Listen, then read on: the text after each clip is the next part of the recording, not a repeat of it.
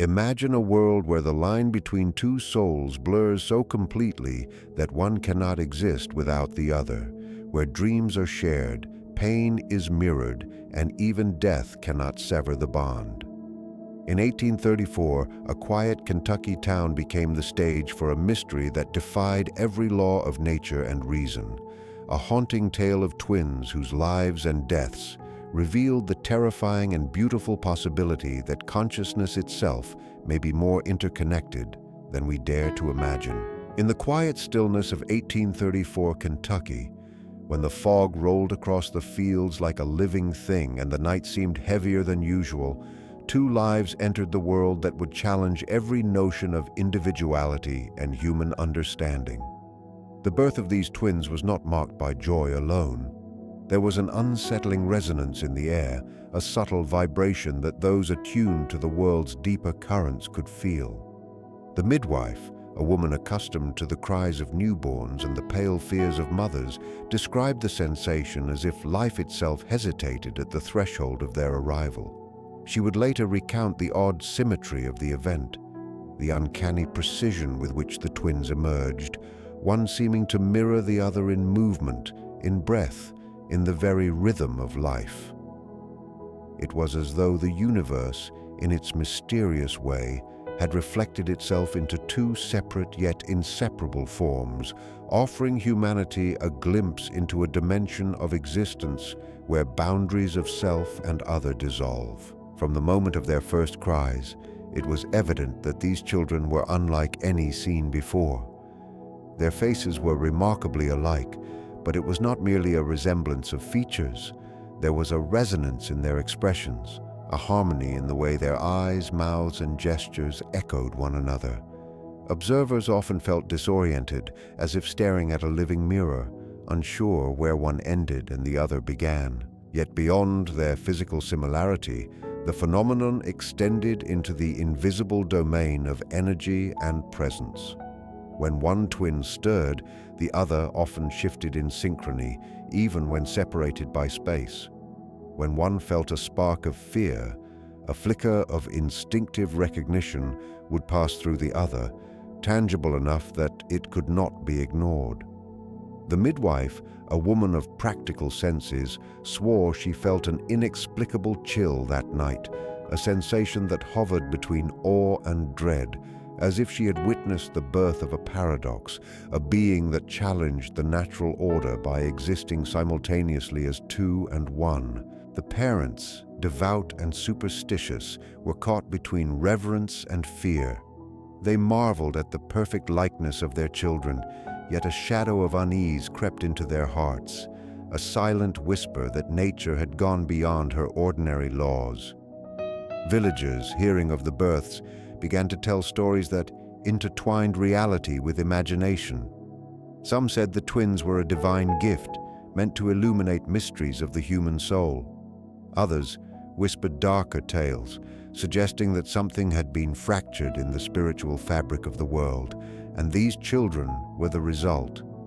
Even the local clergy hesitated, sensing that the phenomenon was not merely a matter of flesh and bone, but of something far more profound, a reflection of a hidden dimension of the human experience that science and theology alike struggled to define. Animals behaved oddly around them, dogs hesitating in their path, birds falling silent above their heads. The air itself seemed to thrum, charged with an unseen tension, as if life itself recognized these children as an anomaly of profound significance. The villagers' fascination was tinged with fear. They could not name the source of their unease, only feel it. What they saw in those twins was more than genetics or heredity. It was a mirror of the human condition, a living emblem of the delicate balance between individuality and unity, self and shadow, the tangible and the intangible. In that small Kentucky home, amid the smoke of hearth fires and the whispers of those who came to witness the births, a mystery was born that would endure beyond years, beyond reason, and beyond the reach of any scientific explanation, a mystery that would leave all who encountered it wondering whether they were seeing life itself or merely its reflection in a mirror they were too afraid to fully face. As the twins grew beyond infancy, their uncanny connection began to manifest in ways that unsettled all who observed them. What first appeared as mere similarity became something far deeper, an intricate web of interdependence that defied ordinary understanding. They did not need to speak to communicate, for their gestures, glances, and even subtle shifts in posture conveyed a language all their own. When one reached for an object, the other sometimes did the same, even when separated by a distance that should have made coordination impossible. This invisible thread, this silent synchrony, was not a matter of imitation, but a fundamental resonance, a reflection of a single consciousness expressed in two corporeal forms. Those who watched closely began to realize that these children did not merely share genes, but shared an essence, a core of being that refused to be divided. The twins' connection was both intimate and terrifying, for it revealed dimensions of human experience that were usually hidden from perception. When one experienced pain, the other seemed to register it before any outward sign was evident. A minor injury in one would be mirrored in the other as a bruise or a sudden jolt of discomfort. Neighbors, initially inclined to dismiss these phenomena as coincidence or superstition, gradually became uneasy as the pattern persisted. Even when conventional observers attempted to rationalize their behavior, the sheer precision of their mirrored responses challenged all assumptions. It was as though the twins were not two separate beings at all, but two expressions of a single, indivisible force inhabiting the material world twice, in a form that human senses could barely comprehend. As adolescence approached, the intensity of their bond deepened. The twins seemed to inhabit parallel realities that intersected only in subtle, imperceptible ways, like two melodies harmonizing beneath the surface of silence. Their moods oscillated in synchrony, their laughter rising and falling as if conducted by an invisible hand. When one grew anxious, the other's body would respond with an almost instinctive tension, a muscle tightening or a hand trembling. Sleep offered no respite from their union, for dreams often mirrored each other with uncanny fidelity.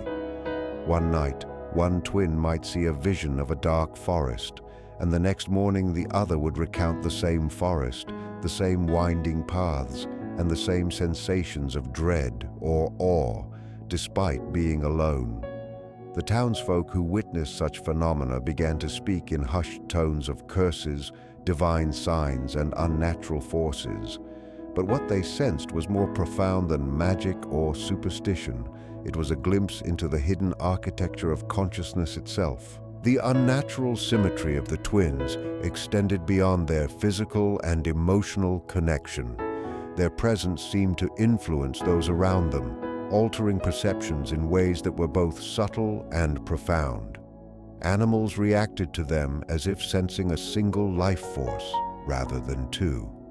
Even the air in their immediate vicinity carried a peculiar weight, a sensation of potentiality and tension, as though nature itself acknowledged the anomaly of their existence. Visitors reported an almost vertiginous sensation when observing them, as if their eyes could not reconcile the duality of being with the unity of essence. The twins became living symbols of the fragile boundary that separates self from other, revealing the invisible threads that bind consciousness together in ways science could describe but never fully explain. Perhaps most unsettling of all was the psychological impact of their connection. The twins exhibited an acute awareness of each other's inner states, reacting to moods and thoughts that had not been spoken aloud. They sometimes completed each other's sentences, not in rote imitation, but as if drawing from a shared reservoir of perception. When one contemplated an emotion too intense to articulate, the other mirrored it with an almost instinctive precision. The phenomenon suggested that human experience might not be confined within the individual, but that consciousness could ripple outward, touching and intertwining with others in forms beyond ordinary understanding. For the townspeople, the twins' symbiosis became a source of fascination tinged with dread, for it suggested that the human self is neither as isolated nor as autonomous as they believed. The haunting symmetry of the twins, in essence, was a living paradox. They were both separate and inseparable, two bodies carrying a single thread of life and awareness. Their connection was not a mere curiosity, but a mirror reflecting the latent potential and hidden limits of human consciousness.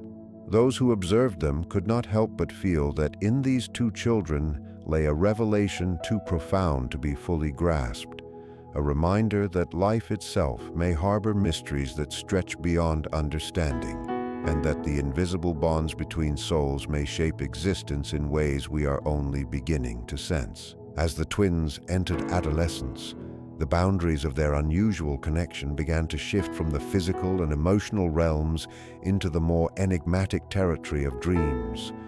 Their nights became landscapes of shared visions, uncanny realms that neither could fully control, yet both experienced with the clarity of waking reality.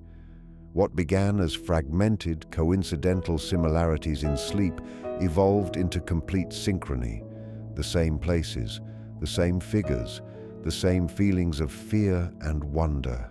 The townspeople, already uneasy with the twins' mirrored behaviors in daylight, grew increasingly wary of what they described as preternatural communion, whispering that the children were touched by forces beyond human comprehension.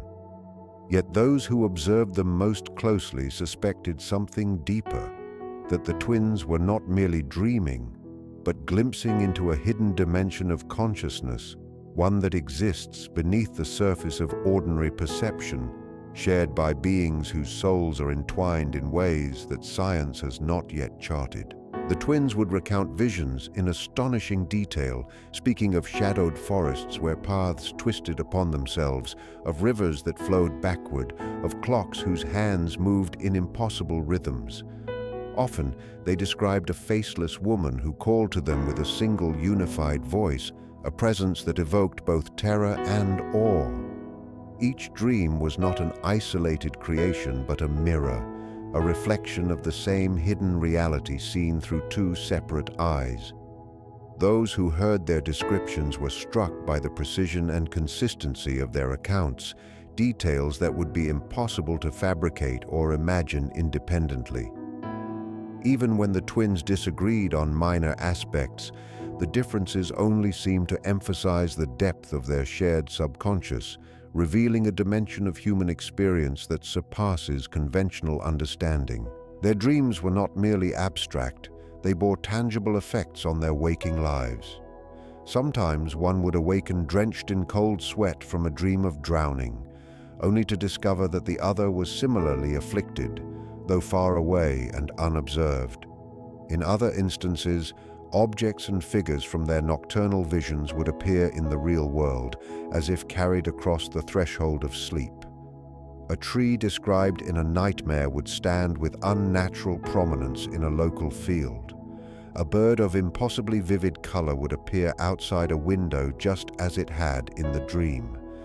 Those who tried to rationalize these events with logic or medical explanation found no satisfactory answers. The twins seemed to be drawing threads from a deeper, unseen web of reality, one that wove together dream, perception, and perhaps even the essence of existence itself. The psychological impact of these shared nightmares was profound. The twins did not merely experience fear or awe, they internalized it as part of their identities. They began to speak in cryptic phrases that reflected the landscapes of their dreams, words that carried layers of meaning inaccessible to ordinary minds. Their understanding of reality became intertwined with the dream world, blurring the line between what was real and what was symbolic. For them, a shadow in a dream could carry as much weight as an event in the waking world, and a whisper in sleep could shape their decisions and emotions with greater power than any spoken command. Observers could sense the intensity of this psychic resonance, and it stirred a mixture of fascination, envy, and terror, for the twins seemed to inhabit a dimension of consciousness inaccessible to the rest of humanity, yet intimately linked to the fabric of life. It was in this descent into the collective dream that the twins' existence revealed its most profound paradox.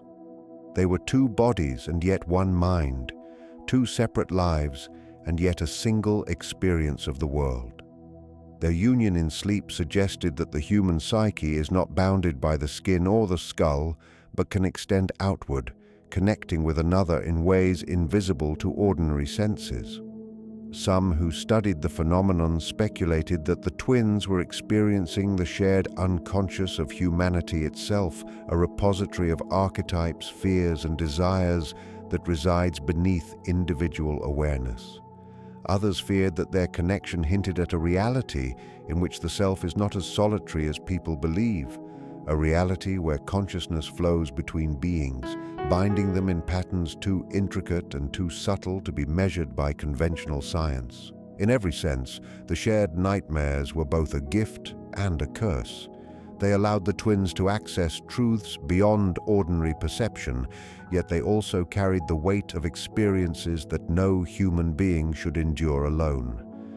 They became conduits for forces and knowledge that were greater than themselves, and their very existence challenged the comfortable notion that life and thought are confined to a single body.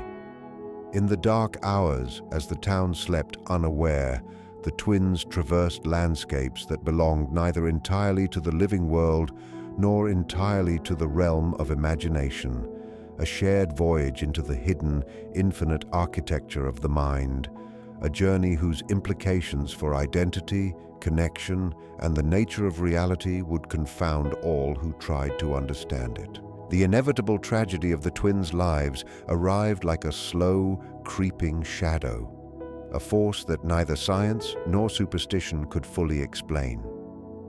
For years, they had moved through the world as a single entity divided into two forms, their mirrored existence a living testament to the extraordinary bonds of life and consciousness.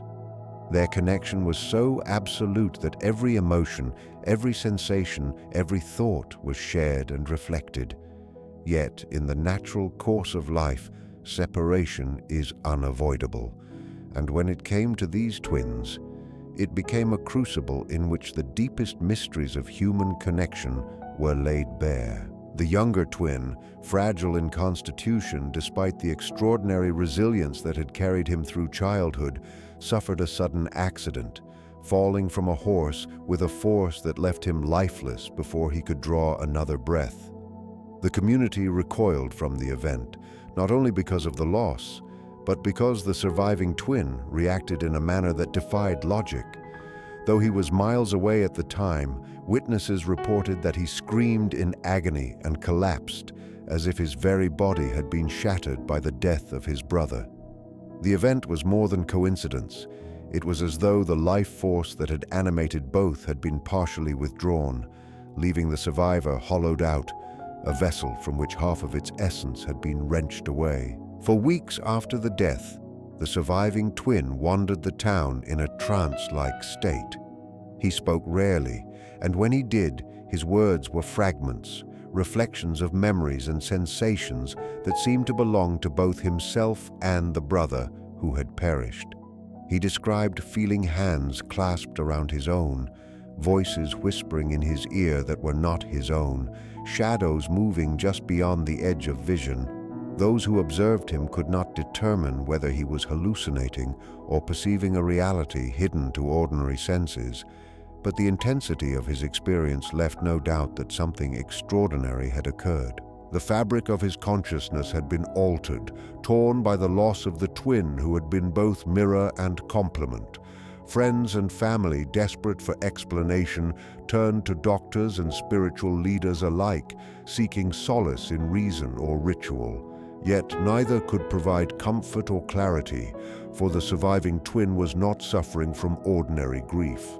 He was experiencing the rupture of a singular soul, the death of one half of an inseparable duality, and the profound trauma of this separation manifested not just emotionally but physiologically, as his body responded to the absence of the other as though it were an actual wound. In the days and weeks following the accident, the surviving twin displayed behaviors that suggested an awareness of his brother's presence even in absence. He would pause mid-step, his gaze following something invisible, as if attending to a form that was no longer physically there. He would speak to the air, describing landscapes, gestures, and expressions that only the deceased twin could have produced. In these moments, it was as if the living twin were negotiating with a shadow of the lost self, attempting to reconcile the presence that lingered in memory, dream, and perhaps in some hidden dimension of consciousness. His health began to deteriorate, not solely from grief, but from a profound psychic strain, an inability of the human body to sustain life when the unity of being has been disrupted. Those who witnessed this deterioration were both fascinated and horrified, recognizing that the twins' connection had been so absolute that the death of one rendered the other incomplete, a tragic reflection of the fundamental interdependence that had defined their lives. The community struggled to interpret what they saw. Some called it divine punishment, others a curse, while a few of the more perceptive realized that what they were witnessing was not merely physical or spiritual, but the revelation of an extraordinary truth about the nature of consciousness. The twins had embodied the impossible, two separate forms bound by a single essence, living as mirrors of one another. And in that essence, the severance of one half was catastrophic, not only emotionally, but existentially. When the surviving twin eventually succumbed 3 months later, the circumstances were almost eerily poetic. He was found in his bed, hands clasped together as if holding an unseen presence, the features of his face relaxed, yet haunted, as though he had finally reunited with the lost half of his being.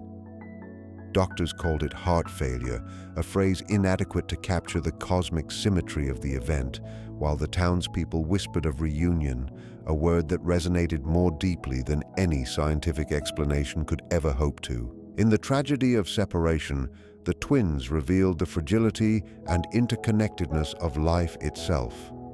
Their story suggested that the human soul, while often assumed to be contained within the boundaries of a single body, might stretch across others in ways invisible, profound, and unexplainable.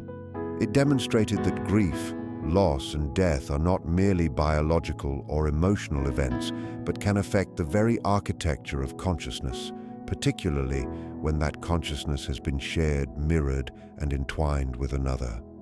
The twins' demise was more than a personal tragedy. It was a revelation, a living proof that the boundaries of life, identity, and connection are more fluid than anyone could imagine, and that when one is torn from the other, the surviving half cannot truly continue to exist in the same way, carrying within it the silent echo of a unity that death alone cannot sever. After the twins' tragic deaths, their story did not fade into mere folklore. Instead, it became a haunting enigma that both fascinated and perplexed those who sought to understand the nature of human life and consciousness. Decades later, scientists and scholars revisited the records of their existence, scraps of diaries, the recollections of neighbors, and the meticulous notes of local physicians. At first glance, the data seemed conventional enough: identical physiology, mirrored illnesses, and behavioral synchrony. Yet, as researchers delved deeper, attempting to parse the events with rational frameworks, they encountered phenomena that defied conventional explanation. The twins had presented a living paradox: two distinct physical entities whose experiences, health, and even psychic lives were so intertwined that conventional science found no vocabulary for their existence. The more it attempted to categorize and quantify, the more it became evident that the mystery lay not in the particulars of their bodies, but in the invisible realm that connected them. a dimension beyond the grasp of observation or measurement. The surviving documentation suggested that these children were more than mere biological twins. They were living mirrors of each other, each reflecting the internal states of the other in ways that transcended mere empathy. Physiological reactions occurred simultaneously.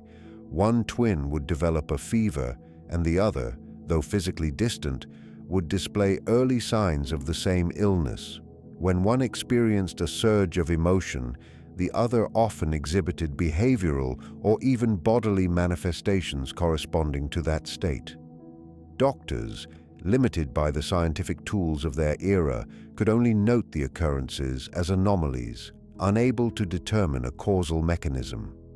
Modern scholars, looking back, have suggested that these patterns hint at an unknown form of connectivity, a subtle channel through which consciousness, sensation, and perhaps even life force flowed between the two. It was as if the universe had allowed them to occupy a shared psychic space, a dimension of existence where physical separation did not preclude profound unity. The twins' case also challenged the assumptions of individuality, a principle foundational to both science and human understanding. If each human mind is assumed to reside solely within its own body, then the twins represented an extraordinary exception, a living proof that consciousness could extend beyond the boundaries of the individual. Their shared experiences, mirrored reactions, and interconnected lives suggested the presence of a larger, unseen network of awareness, one that might exist subtly between humans in general, but manifested with extraordinary clarity in these two. This possibility, while speculative, forces a confrontation with uncomfortable questions. If human consciousness can intertwine so completely, to what extent are any of us truly separate? Could the essence of identity itself be more porous than traditionally assumed, a river with hidden tributaries connecting minds and hearts in ways science cannot yet map? The scientific community struggled with the twins' case because it resisted categorization. Biological explanations such as genetics and shared environment accounted for some aspects of their similarity, but could not address the synchronous phenomena occurring at a distance, nor the shared experiences of dreams and visions. Psychological interpretations, suggesting heightened empathy or mutual conditioning, offered partial insight, but fell short of explaining the depth of their connection, particularly the physiological and preternatural elements.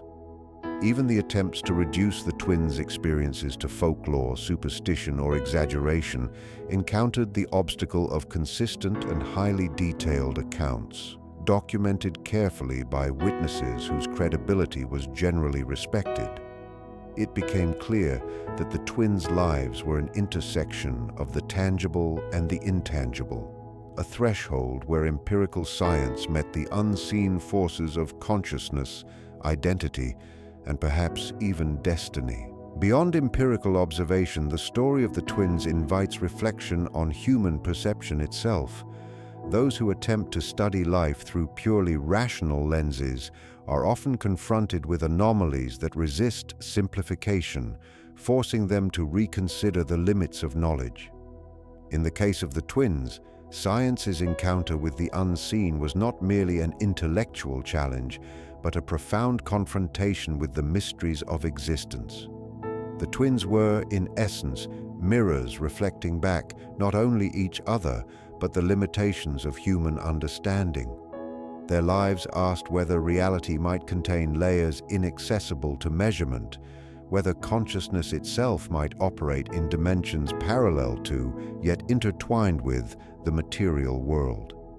To observe them was to observe not only a remarkable biological phenomenon, but also the fragile and beautiful architecture of the human mind, revealing that even rigorous inquiry sometimes brushes against truths that cannot be fully named or contained. Ultimately, the twins' legacy is a meditation on the boundaries of knowledge and the persistence of the unseen. Science met their lives and found itself both awed and humbled, confronted with evidence that challenged the assumptions of individuality, causality, and perception. Their story illustrates that reality may hold dimensions that elude even the most meticulous investigation, that consciousness can extend, overlap, and interweave in forms beyond ordinary comprehension, and that the mysteries of human connection may forever defy complete explanation. The twins, in their mirrored existence, remain a symbol of this encounter, the living illustration of a reality that watches back at those who dare to look. A mirror whose reflection cannot be fully grasped, but whose presence is undeniable. The legacy of the twins extended far beyond their short and tragic lives, persisting in ways that were as subtle as they were profound, weaving themselves into the consciousness of those who remembered them and into the collective memory of the Kentucky town where they had been born. Their deaths, though devastating, did not mark the end of their story. Rather, they became a threshold into something deeper, a reflection of a truth that transcended the ordinary boundaries of life and death. While most would assume that their unique connection had ended with their physical demise, witnesses and those who came to know the legend reported that their presence lingered, as though the essence that had united them could not be entirely confined by mortality. In this sense, the twins were not merely individuals who had passed away, they were symbols of a continuity of being, a reminder that identity and consciousness may extend in ways imperceptible to conventional perception, surviving in echoes and reflections beyond the material world. The graves of the twins, placed side by side at the edge of the town cemetery, became a site of quiet reverence and strange fascination. Flowers seemed to grow evenly upon both graves, nurtured not by soil alone, but by an invisible pulse, a rhythm that suggested that the life which had animated them in flesh still flowed in subtle, intangible ways. Locals spoke of sensations when visiting the graves, the feeling of being watched, of a breath brushing against the skin that could not be accounted for by wind, of two presences moving in tandem where none should have existed. Some claimed to hear faint whispers, two voices speaking in unison, though no living being was present. These phenomena were not merely ghost stories or superstition.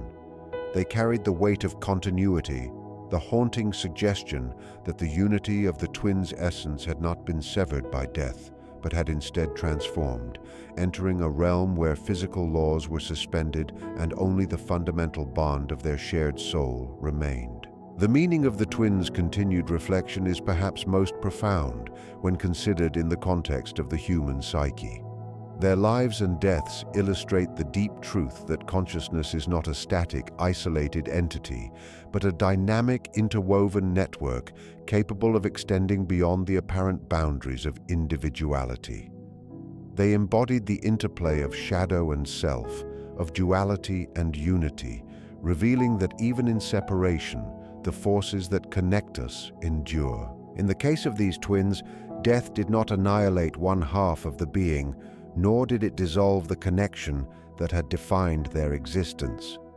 Instead, it emphasized the eternal quality of their bond, a living reminder that identity and connection may transcend the physical, that the essence of self can persist in ways that defy empirical explanation, yet remain tangible to those sensitive enough to perceive it. Their story challenges the assumptions of mortality, inviting reflection on the possibility that the threads of life and consciousness are woven into a fabric far greater than the material world alone. Moreover, the twins' posthumous presence serves as a meditation on the nature of duality and the human longing for reunion.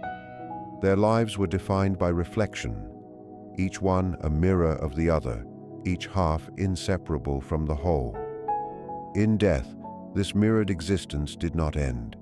It transformed, becoming a symbol of the invisible threads that link beings across time, space, and even the boundary between life and death. The idea that their spirits, or whatever essence had bound them, continued to resonate together emphasizes the archetypal human fascination with unity, with reconciliation, with the hope that separation is never absolute. Observers who felt the lingering presence of the twins at their graves were confronted with a vision of continuity, a manifestation of the principle that even in loss, there is a reflection, a connection that endures, and a mystery that persists beyond understanding.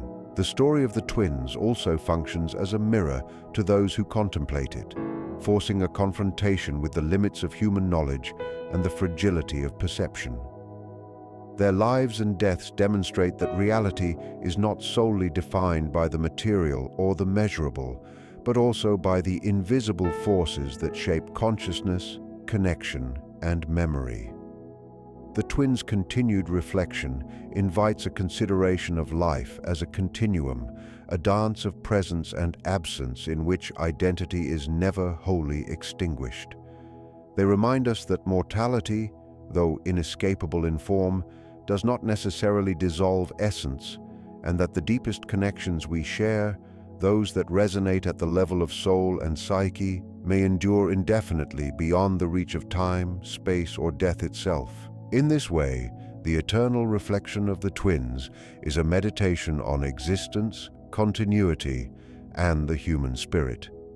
Their story demonstrates that even in the face of tragedy, loss, and the apparent finality of death, there can be an enduring bond, a lingering presence, and a reflection that transcends the ordinary, speaking to the profound interconnectedness of life and the mysteries that science and reason may never fully encompass. The story of the Kentucky twins is not merely a tale of tragedy or anomaly.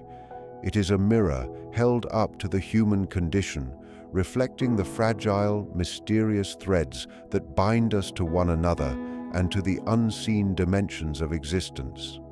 Their mirrored lives, their shared dreams, their impossible connection, and the profound impact of their deaths illustrate a truth that science cannot fully capture: that consciousness, identity, and the essence of being may extend beyond what we perceive, linking us in ways both visible and invisible. In their story, we glimpse the eternal reflection of unity and separation, life and death, shadow and self.